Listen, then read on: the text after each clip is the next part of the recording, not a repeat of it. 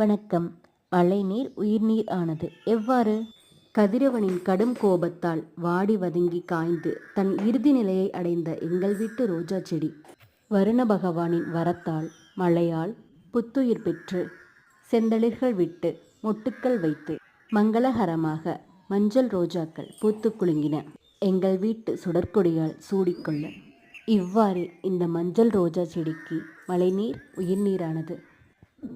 இந்த பதிவு உங்களுக்கு பிடித்திருந்தால் உங்கள் விருப்பத்தை தெரிவிக்கவும், மேலும் பணிவன்புடன் வேண்டுகிறேன் உங்கள் கருத்துக்களை பகிரவும். நன்றி.